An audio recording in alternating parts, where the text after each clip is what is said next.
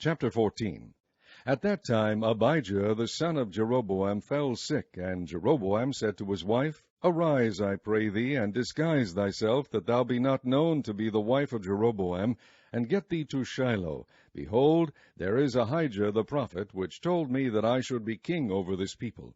And take with thee 10 loaves, and cracknels, and a cruse of honey, and go to him. He shall tell thee what shall become of the child. And Jeroboam's wife did so, and arose, and went to Shiloh, and came to the house of Ahijah.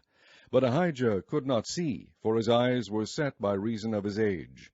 And the Lord said unto Ahijah, Behold, the wife of Jeroboam cometh to ask a thing of thee for her son, for he is sick. Thus and thus shalt thou say unto her, For it shall be, when she cometh in, that she shall feign herself to be another woman. And it was so, when Ahijah heard the sound of her feet, and she came in at the door, that he said, Come in, thou wife of Jeroboam. Why feignest thou thyself to be another? For I am sent to thee with heavy tidings. Go tell Jeroboam, Thus saith the Lord God of Israel, Forasmuch as I exalted thee from among the people, and made thee prince over my people Israel, and rent the kingdom away from the house of David, and gave it thee, and yet thou hast not been as my servant David, who kept my commandments, and who followed me with all his heart, to do that only which was right in mine eyes, but hast done evil above all that were before thee, for thou hast gone and made thee other gods, and molten images, to provoke me to anger, and hast cast me behind thy back. Therefore, behold, I will bring evil upon the house of Jeroboam, and will cut off from Jeroboam him that pisseth against the wall, and him that is shut up and left in Israel, and will take away the remnant of the house of Jeroboam, as a man taketh away dung, till it be all gone.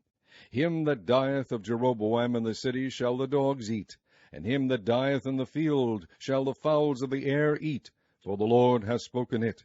Arise thou therefore, get thee to thine own house, and when thy feet enter into the city, the child shall die. And all Israel shall mourn for him, and bury him, for he only of Jeroboam shall come to the grave, because in him there is found some good thing toward the Lord God of Israel in the house of Jeroboam. Moreover, the Lord shall raise him up a king over Israel, who shall cut off the house of Jeroboam that day. But what? Even now. For the Lord shall smite Israel, as a reed is shaken in the water, and he shall root up Israel out of this good land which he gave to their fathers, and shall scatter them beyond the river, because they have made their groves, provoking the Lord to anger. And he shall give Israel up because of the sins of Jeroboam, who did sin, and who made Israel to sin. And Jeroboam's wife arose and departed, and came to Tirzah, and when she came to the threshold of the door, the child died. And they buried him, and all Israel mourned for him, according to the word of the Lord, which he spake by the hand of his servant Ahijah the prophet. And the rest of the acts of Jeroboam, how he warred, and how he reigned, behold, they are written in the book of the chronicles of the kings of Israel. And the days which Jeroboam reigned were 22 years, and he slept with his fathers, and Nadab his son reigned in his stead. And Rehoboam the son of Solomon reigned in Judah. Rehoboam was 41 years old when he began to reign, and he reigned 17 years in Jerusalem, the city which the Lord did choose out of all the tribes of Israel, to put his name there. And his mother's name was Naamah, an Ammonitess.